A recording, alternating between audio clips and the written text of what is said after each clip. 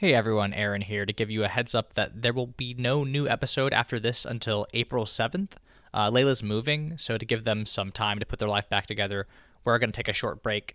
Maybe we'll throw an old favorite up there just to fill the void.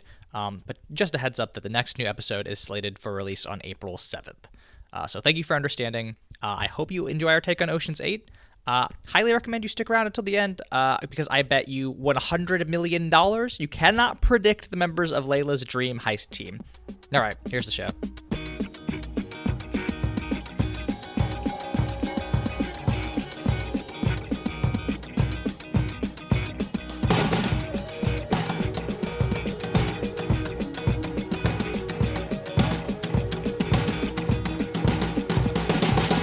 Welcome to Mortified, the Friendship Quest, a podcast where two long-distance friends bounce media recommendations, all in hopes the other will like it. I'm Aaron. And I'm gay. And this week, we celebrate women's wrongs with the 2018 heist film, Ocean's 8. Before we reveal that we were simultaneously recording 8 separate podcasts at the same time as this one, remember you can help us on Mortified the Legitimacy Quest by subscribing to us on YouTube, iTunes, or Spotify, or following us on Tumblr at MortifiedPod. Layla. Aaron. What do you think about women? Love them. Yeah. Yeah. Uncontroversial opinion. Support their rights. Support their wrongs. Mm-hmm. Love them in wasp-waisted red gowns. Love them in plunging emerald jumpsuits. All pluses to me. 100%. Follow-up question.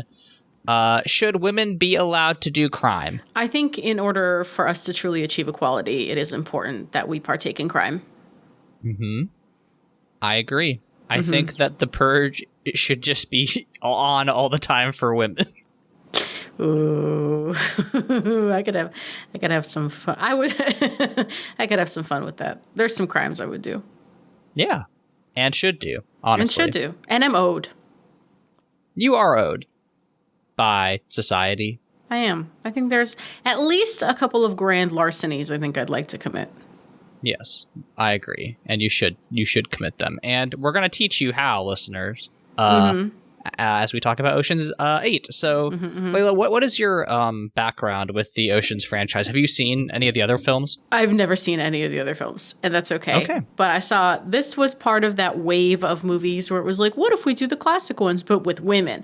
And I will come out and bravely say I liked the Lady Ghostbusters movie. I thought it was fun, and people were being haters.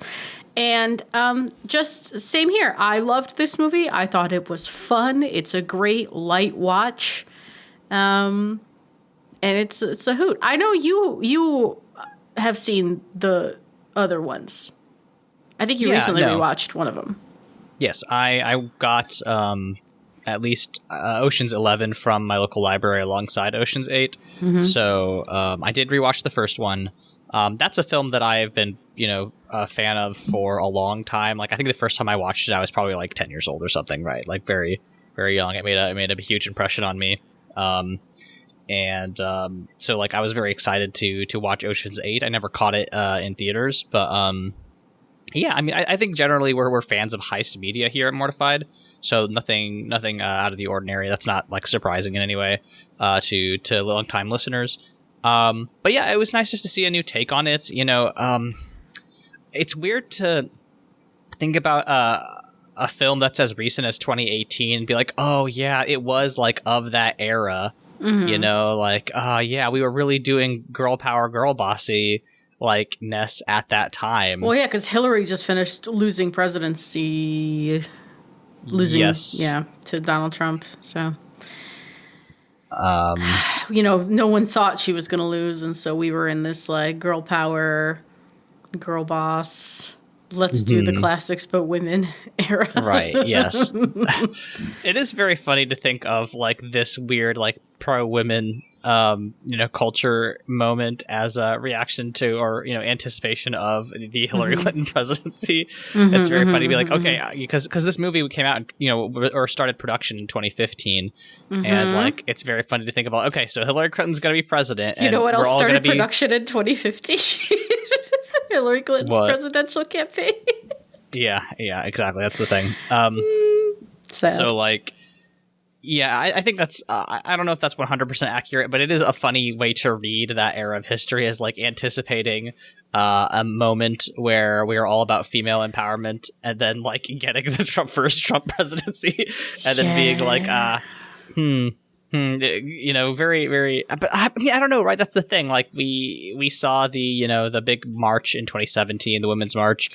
We saw the, blue wave midterms of 2018, largely on the backs of suburban women. And like this movie feels absolutely targeted towards suburban women in that way. It is very wine mom. But it's still it's wine mom parentheses positive, right? I think that's not a criticism. There is a subsect of wine momminess that I find very cringe, for lack of a better word. Ineffective, I think, is the better descriptor. Sure. But this is just raw fun. I am going to be real with you. I'm so distracted by the fact that right now I look like the wife under the blanket who is going to get fridged in the movie.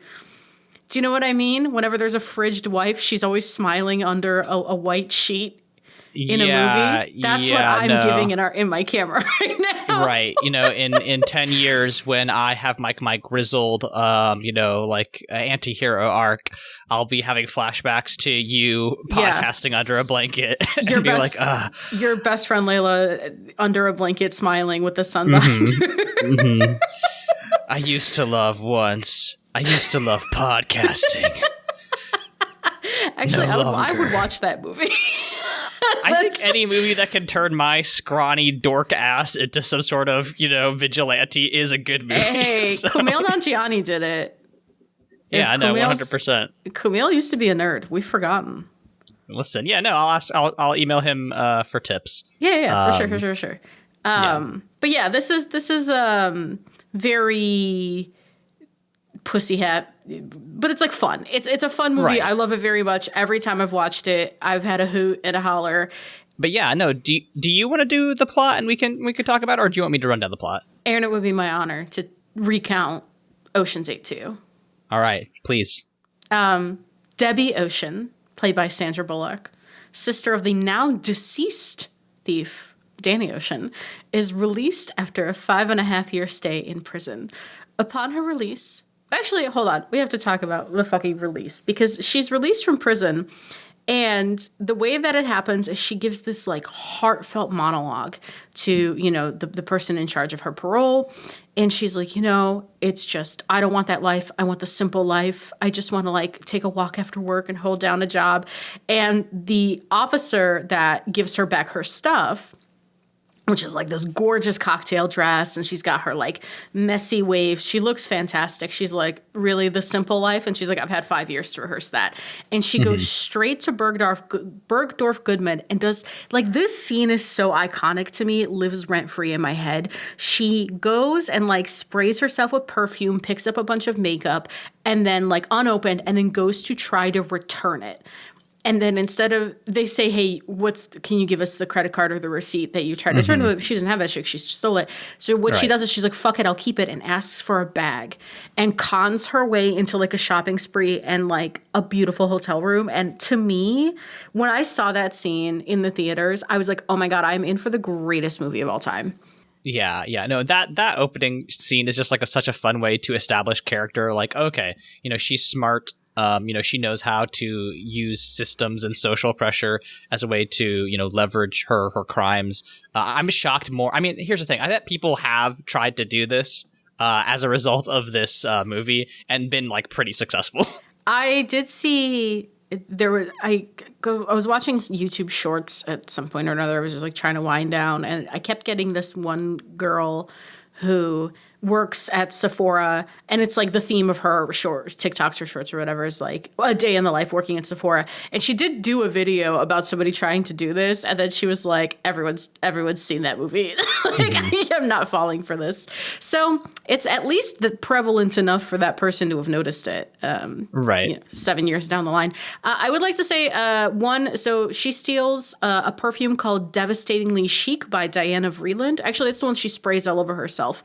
And And so she smells like a mandarin orange with pink peppers. She's like a spicy orange floral, which is nice. And then the only brand that gets like an actual brand placement with where like you can actually visibly see the label is Marc Jacobs.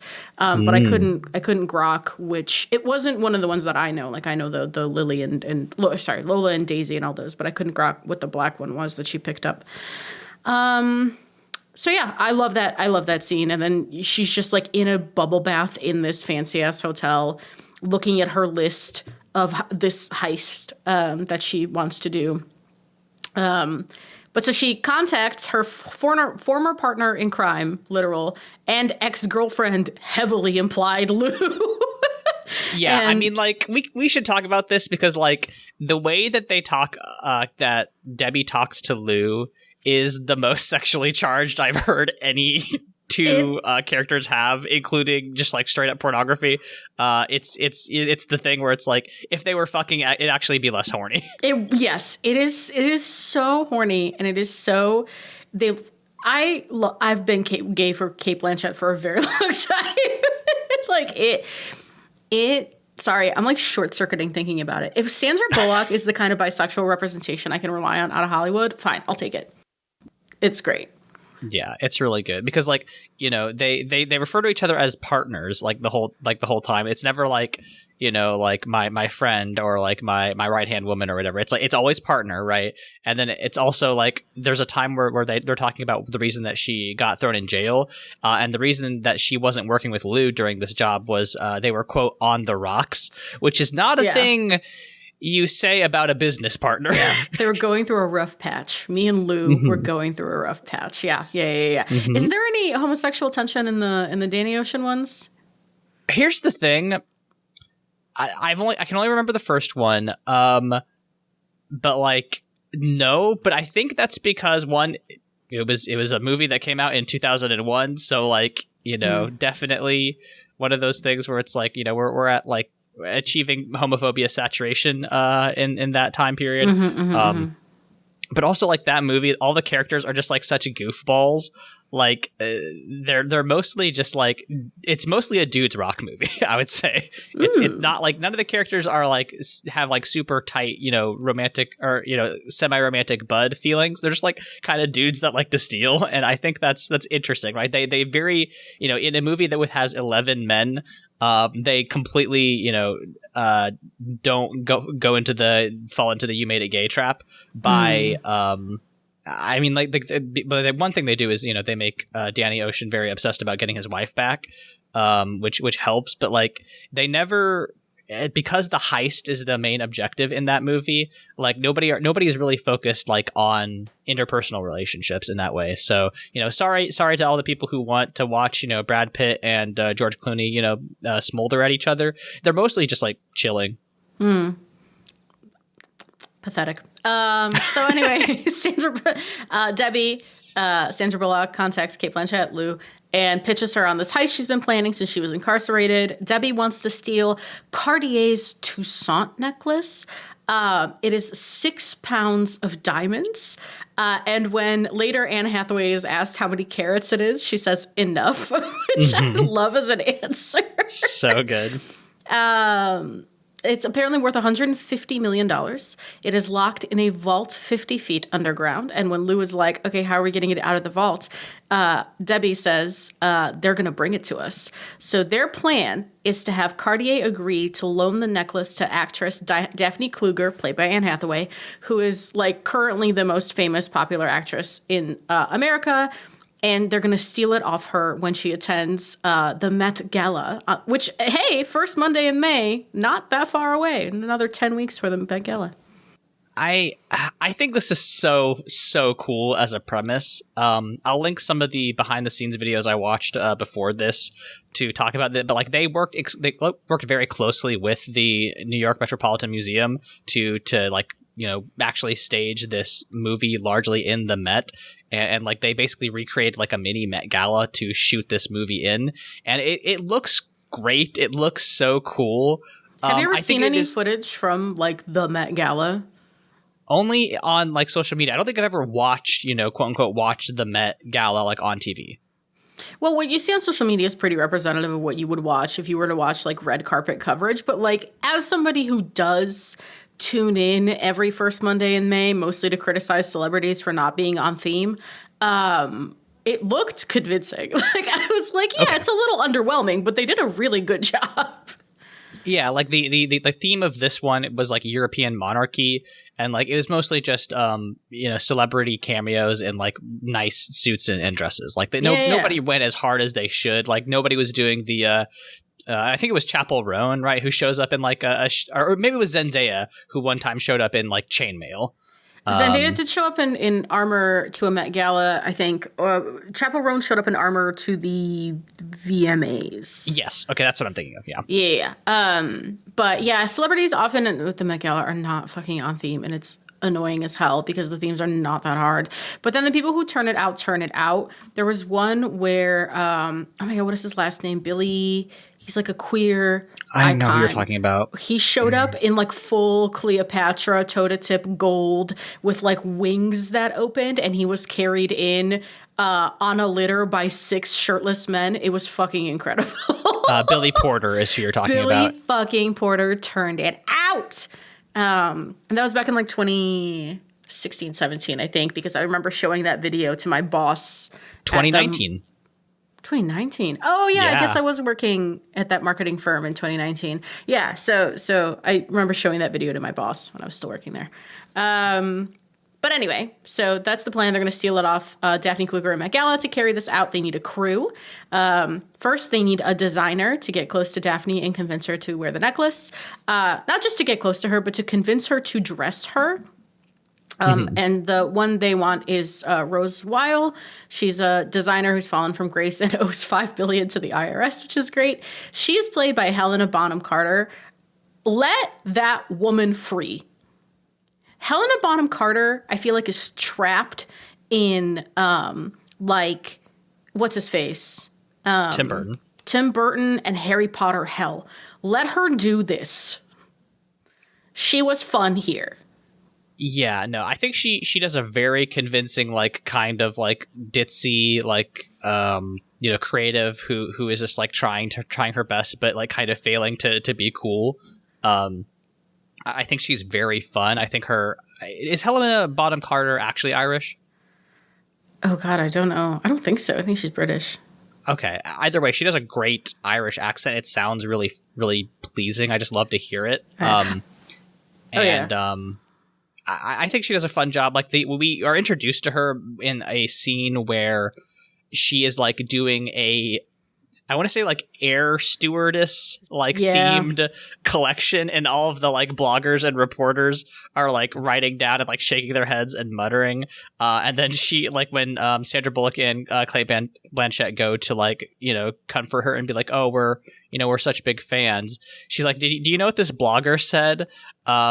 It's this new collection is like taking a tour of your grandmother's client, just as dated, just as musty, and then ends it with like the native, like basically the Inuit used to put their elders out onto the ice. Just saying, which is like such a devastating thing to say. Again, very like of the time too, because I feel like this is peak TMZ, peak mean is funny, And I feel like people have gotten a little bit nicer on the internet. I think we all got kind of not everyone, but I feel like it's gotten less, hey, let's be mean just for clicks. Sure, yeah. In recent years. At least from at least from outlets, not individuals so much. Correct, yeah. Okay, so then they recruit her. Next, they need a jeweler, so they recruit Amita, who is played by Mindy Kaling, who, as far as you can tell, doesn't want to live with her mom anymore. That was also my read on it. She's, a jeweler. Her family owns a jewelry store. She's just really good at what she does. They hire Constance, played by Awkwafina, second Awkwafina appearance on this podcast, right? Because we watched Renfield. She is a pickpocket and a street thief. And that's what they needed her for. And then fucking Rihanna's here.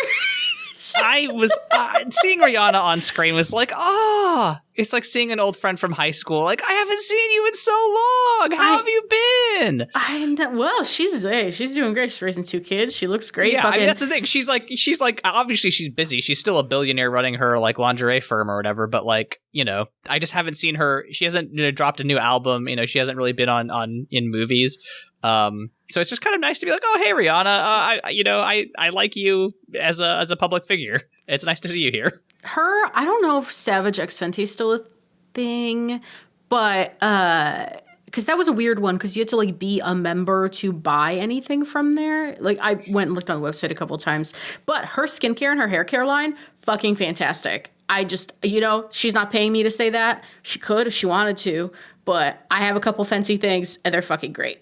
I tried them, and I was like, you know what? I'm a fan. Good job, Rihanna. Mm-hmm. But seeing her was great. She looks fantastic in this movie. They gave her these like big, beautiful locks, and they're very chunky, and she's got this like very cool silhouette through the whole thing. Loved. She's their hacker, to be clear. She's their hacker. Her name is Nine Ball. And then they got Sarah fucking Paulson out of her American Horror Story era, and they got her she's Tammy, she's their fence. She is a suburban mom living presumably out in, the nice part of Jersey. And she's just got a garage full of shit. And when Sandy Bullock comes over there to convince her to do this job, she's like, how do you explain this to your husband? And she goes, eBay. Yeah. And you know what? Fair. If my wife had a room full of various appliances and it wasn't impacting our finances and she was just like eBay, I'd be like, all right, I don't need to know anymore. Actually. Not just appliances, like bikes, Louis Vuitton suitcases for some reason. Like it's just a wild collection of shit in there that she's, I guess, fencing. Yeah, it's really good. So I actually of all these people, I only didn't know Sarah Paulson. So you say that she's like from American Horror Story. Mm-hmm. I looked up her filmography, but I didn't really recognize her. But apparently she was obviously famous enough to be in this cast. She seems really cool. Well, American Horror Story was like borderline monoculture back then, Yes, that's true. This was like that. It was very big when I was an undergrad, so that makes sense why she might have been included in this. But yeah, wow. Yeah, I think for the record, I think she's great. I think she's great in this movie. Oh yeah, she's hysterical. She has a lot of fun. So the first part of their scheme involves Helena Bonham Carter somewhat unwittingly convincing Anne Hathaway to hire her for the Met Gala dress design. This involves a little bit of like, was it Elle Fanning that she met with first? Either Elle or Dakota Fanning. I think it was Elle. She met with Elle Fanning first, and it like. They got the tabloids to write that it looks like maybe Elle Fanning would pick her to dress her for the Met Gala, and that got Anne Hathaway, jealous. And then she called a meeting with Rose. And while this meeting with Rose is happening, Cate Blanchett and Sandra Bullock, Lou and Debbie are like, you can't act thirsty. You have to like not make a lot of eye contact, don't do anything. And so the two of them, while Helena Bonham Carter's meeting with Anne Hathaway, the two of them were standing behind them outside and like blowing bubbles at the window and distracting her. Yeah. I wanted to talk about that because I think the line they say is like indifference is an aphrodisiac, which like, listen, I get what they're trying to say, but it also is a line that feels like it comes from like a men's influencer podcast. Like, God, yeah. Yo, bro, you got to act like you don't care. Women love when you don't care. And it's like, it's one of those pieces of advice that like you need to be so careful with, I feel like, because like I think the actual thing that, if there are any young men who listen to our podcast who are in the dating pool, which I sincerely doubt is true, any straight men, I suppose, to be clear. You don't know. One of the 30 could be. Maybe. Shout outs to my fellow hetero that's out there. But singular. But like, I feel like it's one of those things where it's like, okay, you can't be like desperate. You can't be like so desperate that you come off as a creep. I think that's what they're trying to say here. But yeah, I don't know. That's just one of those things that like stood out to me. Yeah, it is very, again, of the time, very, very funny. But yeah. But that whole scene is fun, being like our Anne Hathaway just being like, what are you looking at? Like looking behind her. And then when they disappear from the window, there's just like a single bubble floating in the wind. It's really funny. It is. And like everyone, I think that's one of the things that I love about this movie is everyone seems to be having fun. Yeah. Yeah, like, absolutely. It feels like they're having fun, which is really great. But so Anne Hathaway hires Helena Bonham Carter, which they do it in a very funny way where like she's just sick of not being looked at, and she's like, Helena Bonham Carter's like, "Oh, I'm sorry, what were you saying?" And Anne's like, "I'm trying to hire you for the Met Gala," and she's like, "Oh yeah, my honor." And Anne Hathaway just goes, "Great," or something like that. Or flattered or something like that. Yeah, no. She's so over it. Yeah, I think Anne Hathaway is great in this movie. I actually think that she is like kind of underused because she is at this point not part of the heist crew. Yeah. And I am a little disappointed because like every time she was on stage or on screen, I was just like so charmed by her. Anne Hathaway rules. I don't think that's like a unpopular opinion. I think that Anne Hathaway has been like America's film sweetheart for like a decade at this point, but like way more. She's great. Yeah, at least 20 years, because if you think back to like Princess Diaries is really when America fell in love with her. Right. Did you, in your watching behind the scenes, did you see the one where she talked about being self-conscious on set because she had like just had her baby? No. Okay, so there's this video and I love it. She walks on set and she's so self-conscious because she was just pregnant, and so she'd like put on a little bit of weight, and she like felt so uncomfortable, and Rihanna saw her walking in a pair of jeans, and she was like, "Damn, Hathaway," and she was like, "That fixed me." Right. Now, the only thing I remember from coverage of this time was listening to like the NPR Pop Culture Happy Hour podcast saying this exact thing and being like, yeah, Rihanna told me I had a fat ass, which did change my life. And it's like, you know what? You're right. Hell yeah, that would change my life too. Absolutely, right? If Rihanna says, "Damn, Hathaway," it's done. It's over. I'm fixed. I think that would fix my eating disorder for sure. So she hires her for the thing. Now they have to go secure the necklace, the Toussaint, which is again in a vault 50 feet underground in France at Cartier headquarters. And it's Helena Bonham Carter and Mindy Kaling that go. And they have to go down and like they have to look at the necklace long enough to scan it. So they first have to convince the French guy in charge of Cartier to let them into the vault because he's like, "I don't want to." And Helena Bonham Carter I love just the polyglot of all this, because Helena Bonham Carter speaks French in this movie. And then for some reason, Sandra Bullock speaks German in this movie. And Mandarin. But so she turns it on in French and she's like, "What good is that necklace doing sitting there's Cartier is like the house, and there's people all over the world who don't even know how to pronounce it. Like, you gotta, what good is it doing for you sitting down there?" And she like places ego to go down, but when they're down in the vault, there's no connection for her high-tech like fucking fantasy glasses to scan. Yeah, I mean, like, here's the thing. Both of us have in our notes, like, okay, if you need Wi-Fi to operate your scanning glasses, you're fucked already. Like, there's no point. If you need 5G to pull your heist off, you're done. If there's anything that submarine implosion from last year should have taught us, it's that you do not put your submarine controls on Bluetooth, because that introduces a point of failure. Every time you have some sort of connection, you have a point of failure. The Wi-Fi is a point of failure. Gotta be careful.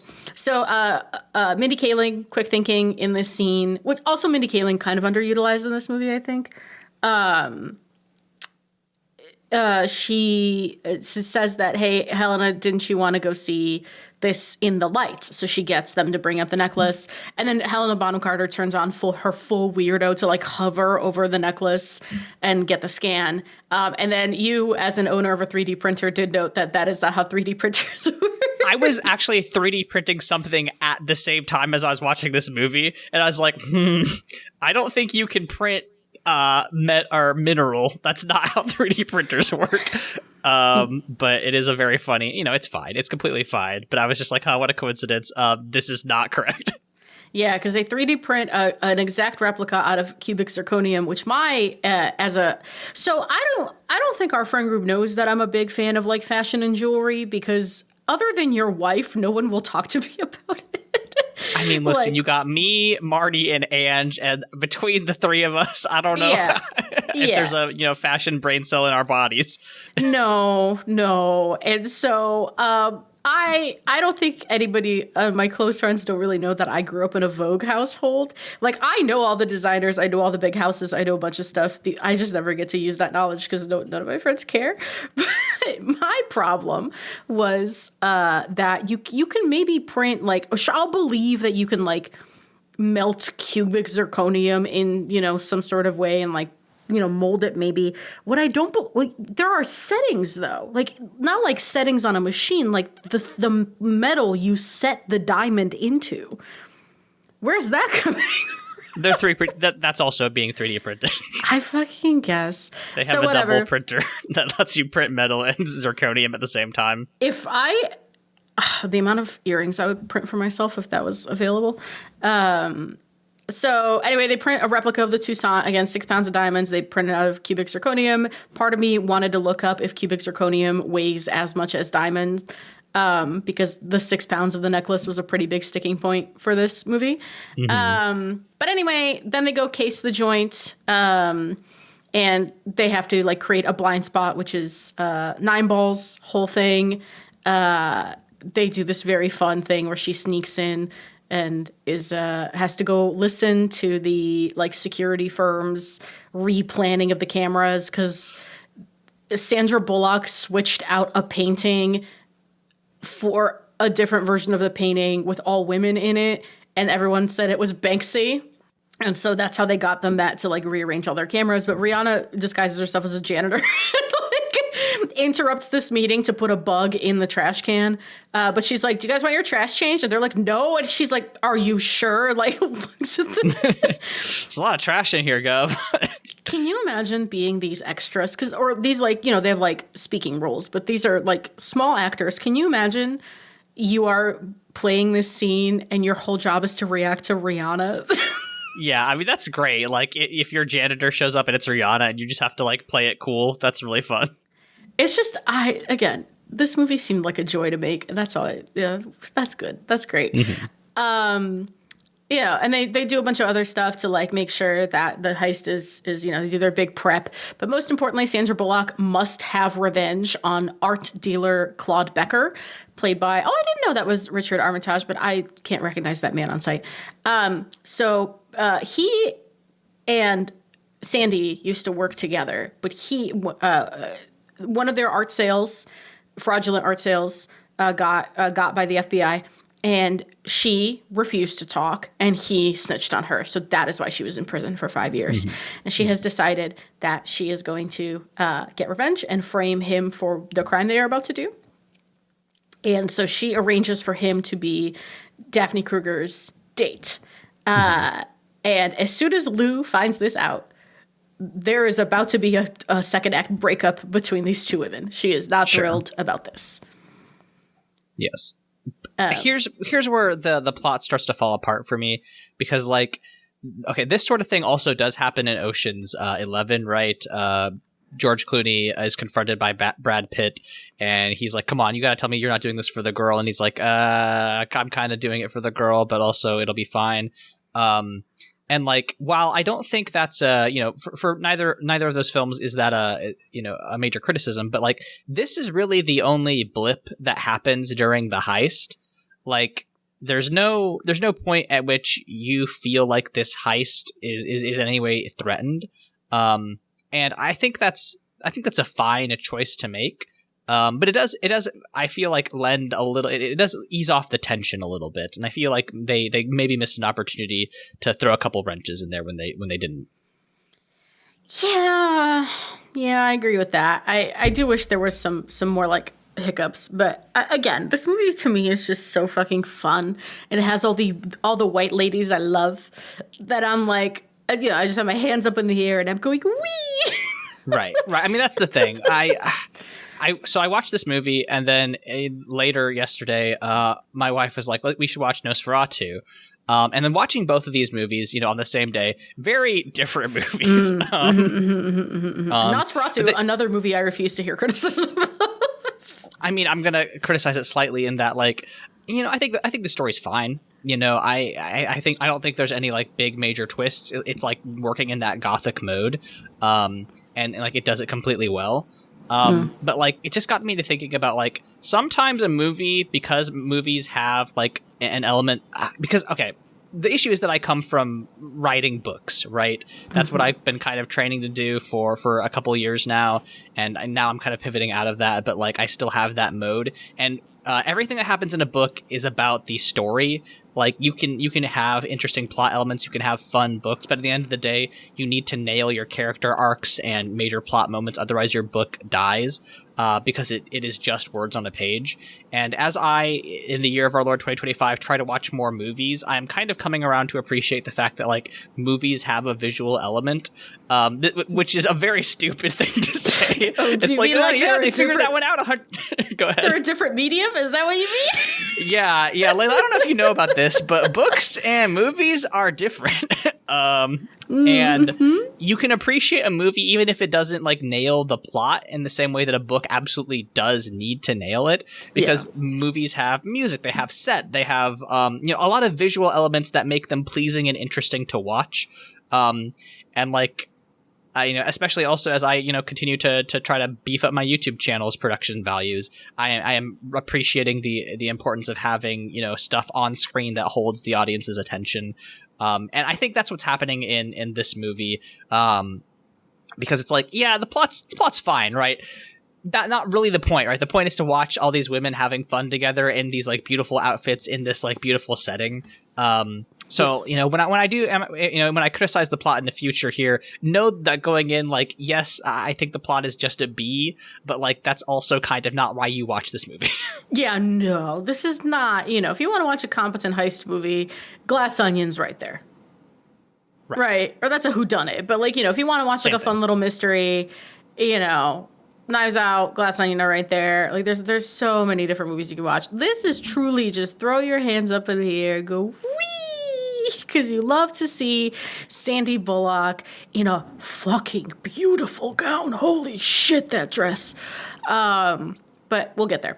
So yeah, they get everything set up right. Lou is really mad at Debbie and is like, hey man, I'm gonna walk, and Debbie's like, it's gonna be fine. And again, the way that they have this argument is very married couple. These women are in lesbians with each other. I'm gonna stand by that.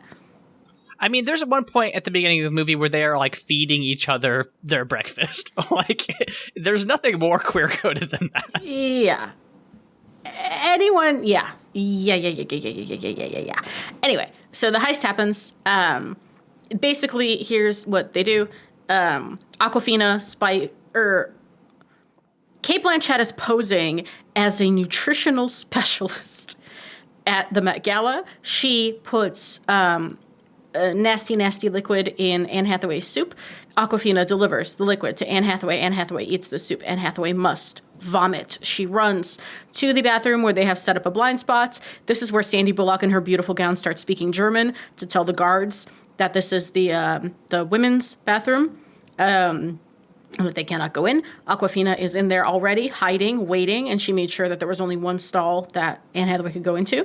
Anne Hathaway is throwing up. Awkwafina, with her special magnet made by Rihanna's sister. Little sister, yeah.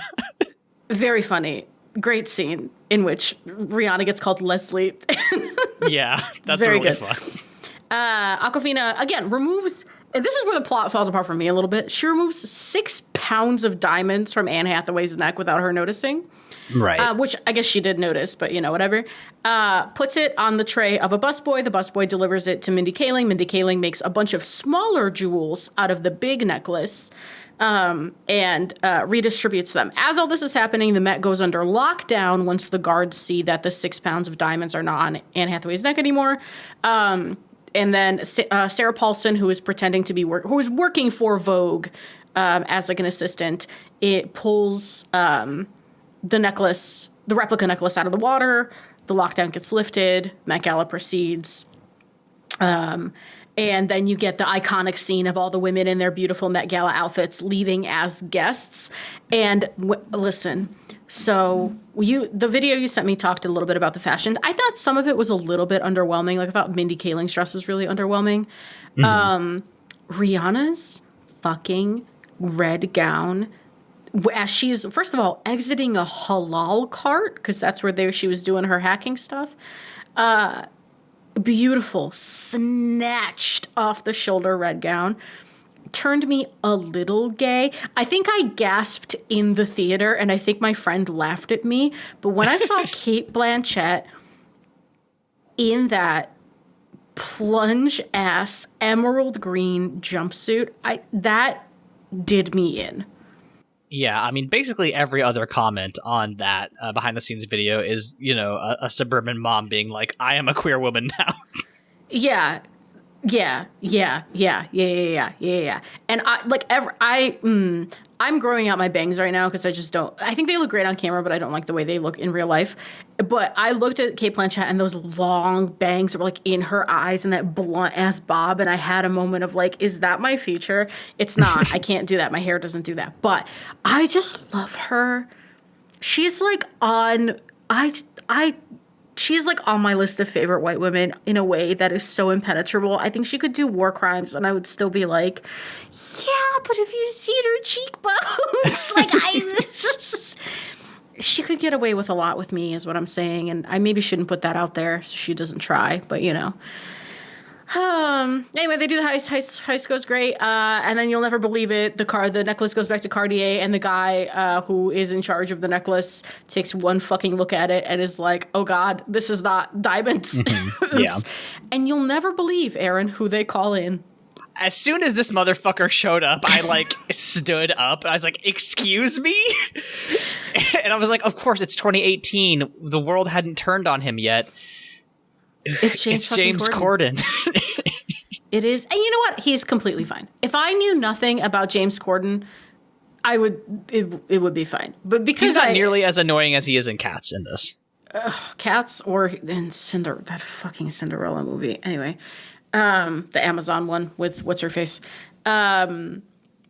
Yeah, so he is the insurance guy, and he says to the Cartier guy, he's like, listen, I'm not a cop. I'm looking for fraud.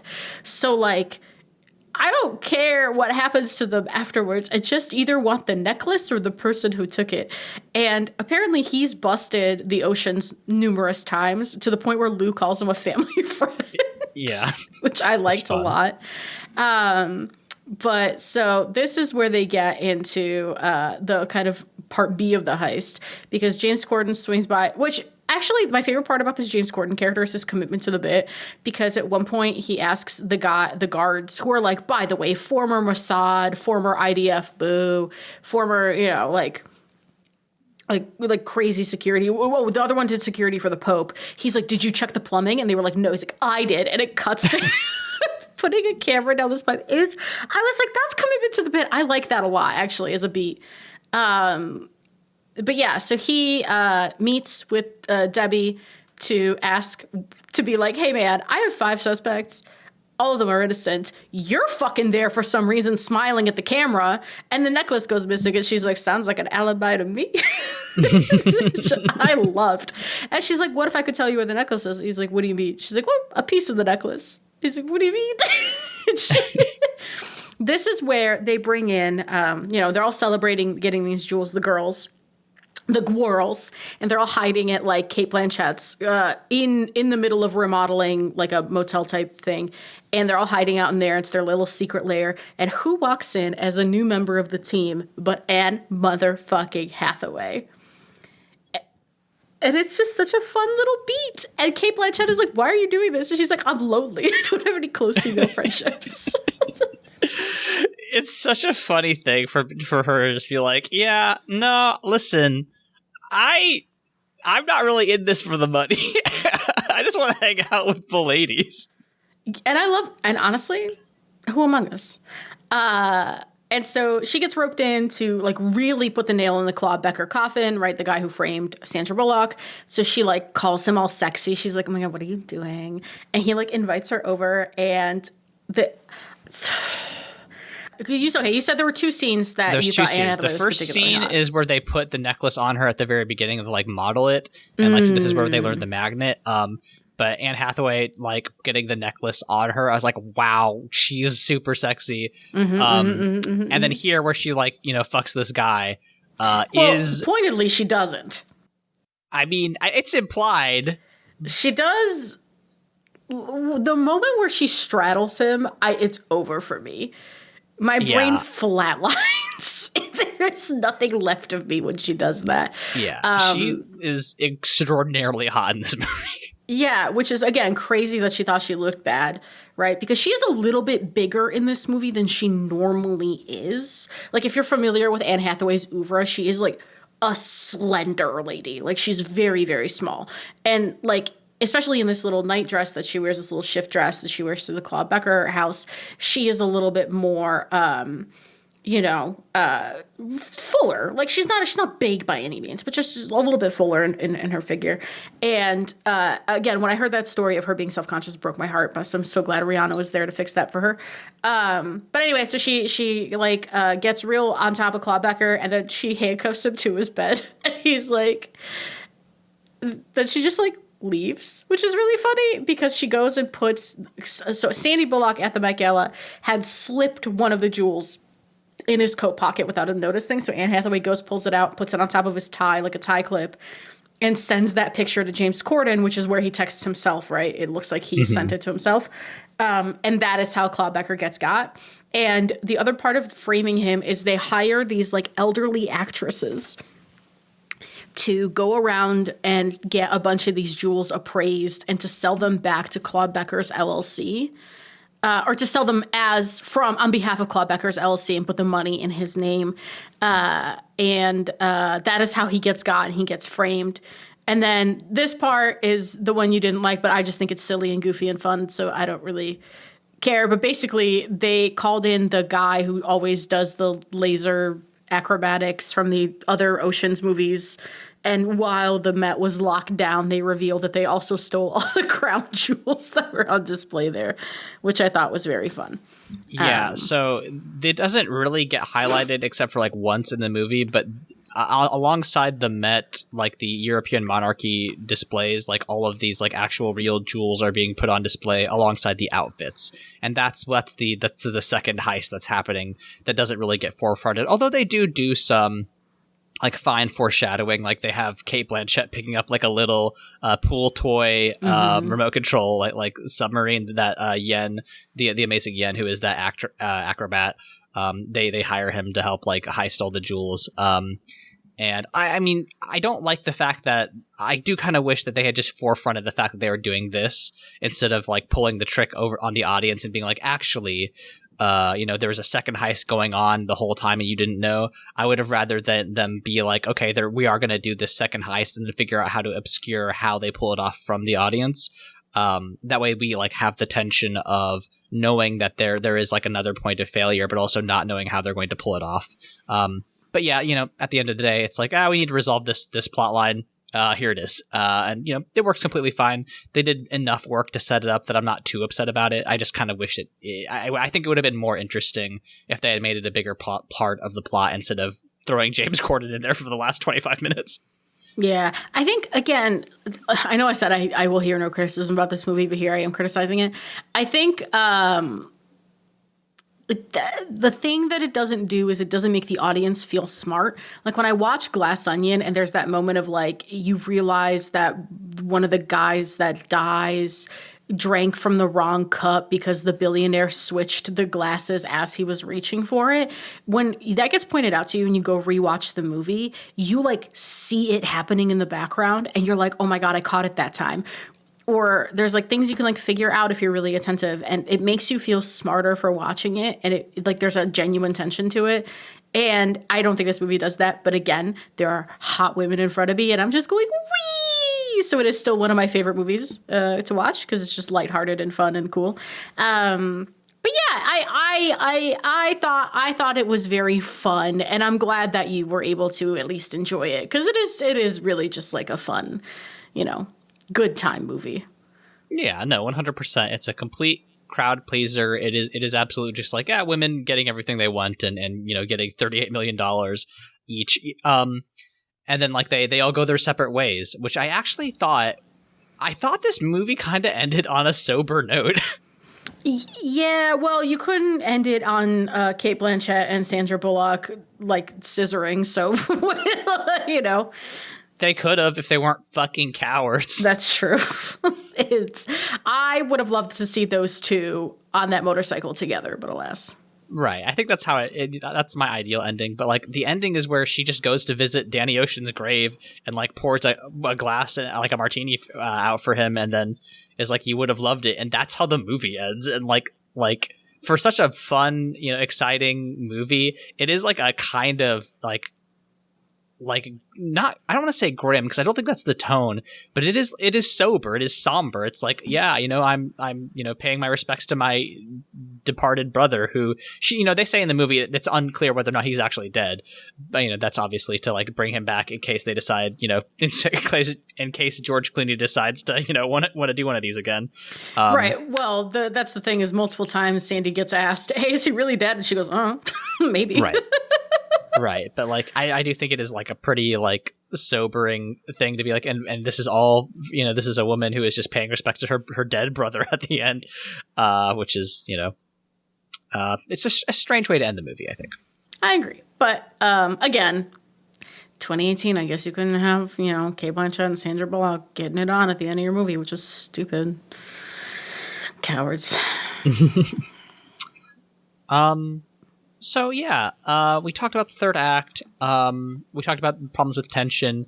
I think, okay, so we talked about the girl bossy stuff, but I think we could probably revisit it. Do you think that this film has too much like women empowerment going on in it? Like there's a bit where Sandra Bullock is giving the speech where she's like, don't do this for... Don't do this for me.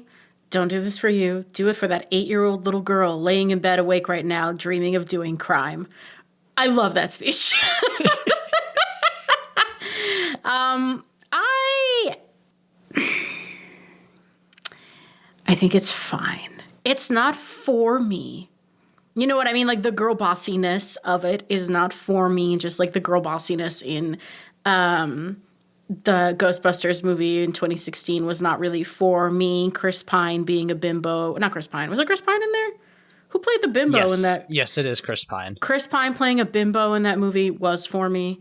But I have come to realize that there is a large swath of wine moms out there who need that kind of pussy hat, get it girl boss feminism to get their foot over the edge.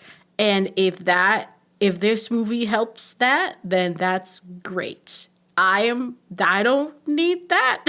Right. But and this is the Barbie movie, right? It's the same kind of like feminism, like stuff that if you have actually been in, progressive spaces for any amount of time, you're like, okay, this is 101 stuff. Yeah. But like if you're a normie, like this is like, oh, okay, yeah, you're right. It's corporate sanctioned feminism. Right. Yes. Which is sometimes fine. And that's okay. I mean, the Barbie movie, I'm trying to think of the shortest walk to this story. There is a Christian influencer that I'm aware of because unlike the rest of my friends, I don't have religious trauma. So I can watch videos about people being bad Christians and it doesn't bother me. It didn't happen to me. And I guess the Barbie movie got the husband of one of them to like start deconstructing. Like he engaged with it so earnestly that he like began to change the way he looked at faith and feminism. And like, if that does it for you, it's fucking great, dude. Like I'm for it. It's just one of those things that when I watch it, I have to turn a certain part of my brain off and just go, wee. Right. And maybe that's why I put a counterpoint. Was it not girl bossy enough? And I'm not sure what I mean by that, but like maybe it's just like, could they have leaned harder into queer themes, into why women are, portrayed as is not, leading stars in crime dramas. I don't know. I'm not exactly sure, but do you have any thoughts about that? I think they could have, but then it wouldn't have been an ocean movie. That's true. I think these are kind of just like fun movies. They're fun movies, and they're very mired in like 2000s gender politics. You know what I mean? Very men are men, women are women, but like girl boss. It's that, right? It's the same. Like that's the thing about these like Oops All Girls remakes is that they are mired in equality being this kind of like, hey, we now need to do the opposite in order for us to have the same screen time. But it's like, no, what if we just told different stories, right? And I think there's room for both. There's room for girl boss, Ocean's 8, where it's like, hey, you remember those heist movies that are super popular? What if we did it with all women now? That's fine. But there's also room for other, more like authentic, more progressive tellings of different stories that center, not cis straight white men. But you need to do both though, right? Because again, there is no universal audience. So just tell stories and then it'll attract people. And then, the dice will fall where they'll fall. But yeah, I again, this movie's very of its time. It's very, Target, pillow, embroidery, feminism, but it has Cate Blanchett in that plunging jumpsuit, and it's fine. I'm there for the ride. Yeah, I think that's completely correct. It's this is our International Women's Day episode. It'll come out shortly after March 10th, so everything I say in this episode is correct. That's right, yeah. If you disagree with me at all in this podcast, you are free to mail me a pipe bomb. As is your right, if you are... Don't mail Aaron a pipe bomb, please. Please don't do that.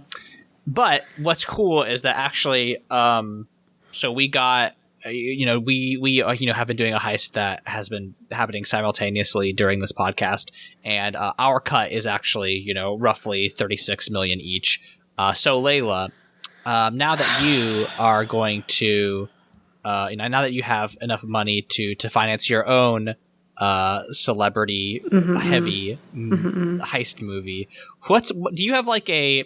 I know this is a lot to put you on the spot for, but if you had a Layla's 11, right? Which 11 celebrities are you casting? You could also include yourself if you'd like that, because it's called Layla's 11. What 11 celebrities do you want to bring together just for like a silly, fun heist movie that you think would be, equivalent caliber to this? Oh my God. Thank you so much for asking, Aaron.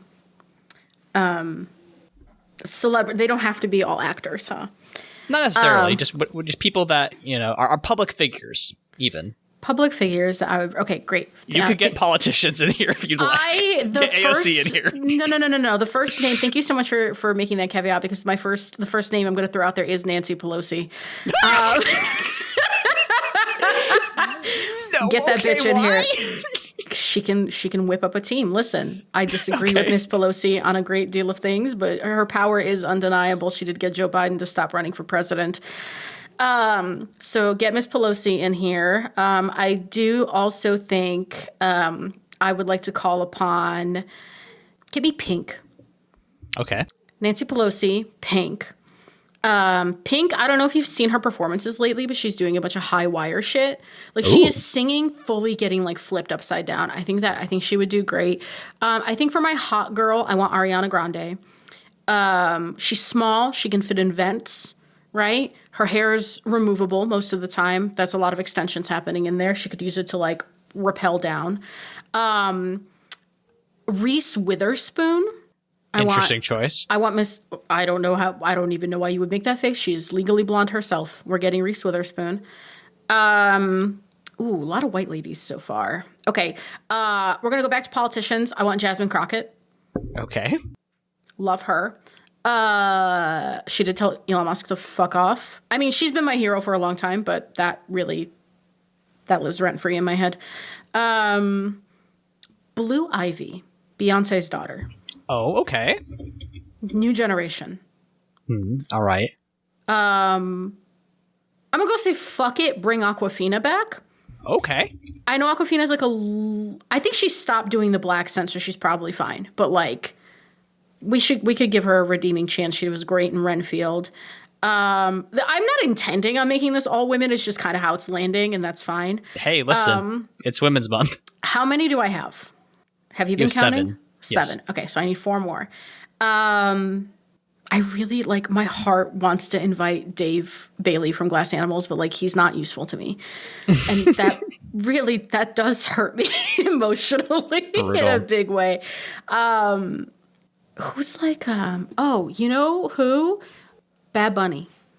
Bad Bunny, okay. I want Bad Bunny. I watched his Hot Ones episode. He's not good at it. And there's just such an earnestness to him that I think it would be useful to me. Yeah, sure. That's 8. 3 more, 9, 10, 11. 3 more. This is great listening, I'm sure. Just me naming celebrities. Listen, I think that's fine. You know who I want? Who is the second most famous video game voice actor? What's his face? Don't make me do this. I'm already struggling so hard with names. That guy, Critical Role. What's his? Matt Mercer. I'm not. I'm maybe third. Okay, who's not Matt Mercer? Sasuke. Yes, the guy. I didn't want to say that, but yes. What's his name? His name is, of course, Yuri Lowenthal. Thank you. Yeah, he's in Promare. He's one of the goons. Yeah, Yuri Lowenthal, I think, can also come. I think having his voice acting talents will be really useful in a heist, just for social manipulation, generally. We're so stupid. Brennan Lee Mulligan. Oh, shit, yeah. Get Brennan in here. And then we need a hacker type.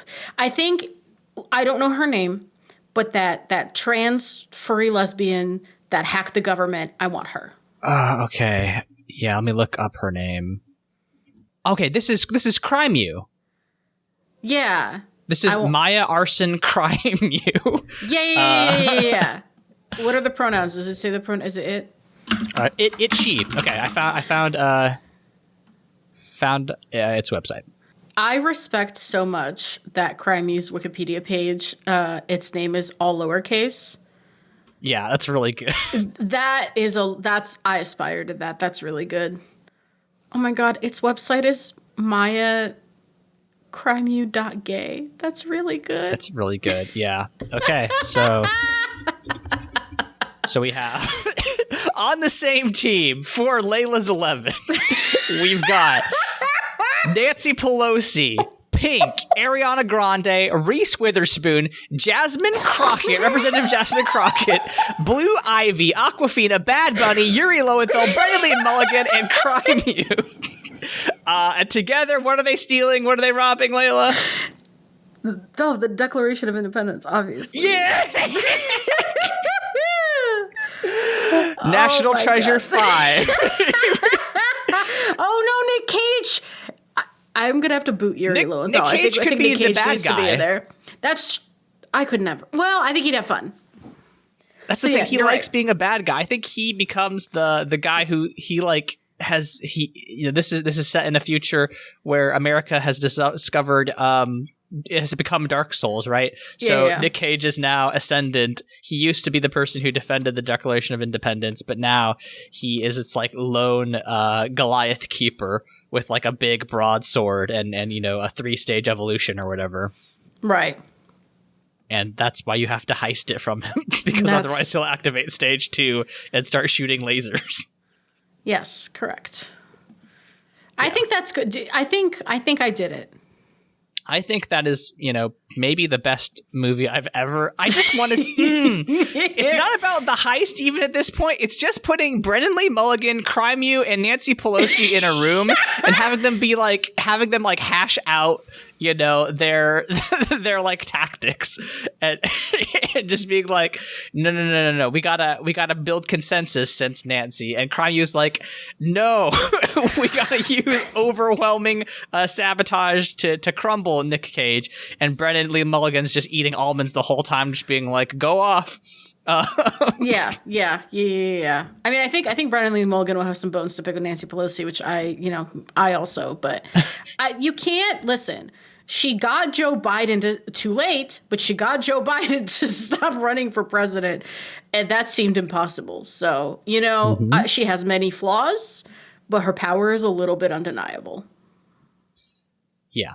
It's yeah, I think this will be a very entertaining movie to watch. I can't wait when it hits theaters in 2025. And Reese Witherspoon, by the way, has to be there as Elle Woods, who is also running for president. Interesting. Okay. That's important to me. I agree with that, right? It makes sense to bring the president in on your heist. And the only way you can become president in the far-flung future of 2038 is to be in possession of the Declaration of Independence. Yes. Okay. Great. Thank you so much for asking. Mm-hmm. When we are not assembling the world's best heist crew to take the Declaration of Independence back, where can we be found on the internet, Layla? You can find me at LEYLSCS on Twitter and nope. 3 weeks in a row. 3 weeks in a row. Blue Listen, Sky. I miss it too, but it's gone. It's gone to us. Dead to us. Blue Sky and Tumblr. If you find me on Blue Sky, I'm actually not posting that much because I took it off my phone. Highly recommend. It's been great. I'm probably posting about hockey because the Sabres are still playing. They're doing okay. If you find me on Tumblr, you are risking finding me drawing a lot of fan art of yet another fantasy cop that I've decided I'm in love with. This is a character flaw of mine. I recognize it. I claim it. I understand it. ACAB, I guess, except for fake fantasy cops. It's fine. It's whatever. What about you, Aaron? You can find me on Blue Sky at AA Voigt, on YouTube at AA Voigt, where I make my video essays. And on Tumblr at Monster Factory Fanfic. That's where I'm posting. I will have this will actually be up by the time this episode goes out. But if you're an art person, I have a video essay about the tabletop game Nighthawks by Lex Kimbabra out, and it it basically uses Edward Hopper's Nighthawks, the classic 4 people in a diner scene, as its main piece of art, and I think it's a really interesting tabletop game and a way to implement art in your tabletop game's layout. I think it's a fascinating piece, and I think it's one of my better essays. So please go check that out if you're listening to this. Our theme song is Obsolete by Keshco from the album Filmmaker's Reference Kit Volume 2. You can find more of their music at keshco.bandcamp.com. Layla, how shall we say goodbye to women? Oh, also, shit, we didn't say this. No new episode 2 weeks from this because Layla's moving. So we will be taking a brief hiatus. I will probably note to myself in the future to put this warning at the beginning of the episode. But just so you know, no episode for a couple weeks after this. So yes, well, we could maybe re-release something, but yeah, no new episode for a couple weeks. Anyway, how do you want to close this episode out? No, it was how do you say goodbye to women? I think is what he was starting to say. Well, Aaron, I fell for the wrong person. It was a mistake, but it happened, and if I were to be released, I would... Sorry. Wow, just saying that. If I were to be released, I would just want the simple life. I just want to hold down a job, make some friends, go for a walk after work in the fresh air, and pay my bills. Godspeed. We'll see you all next time.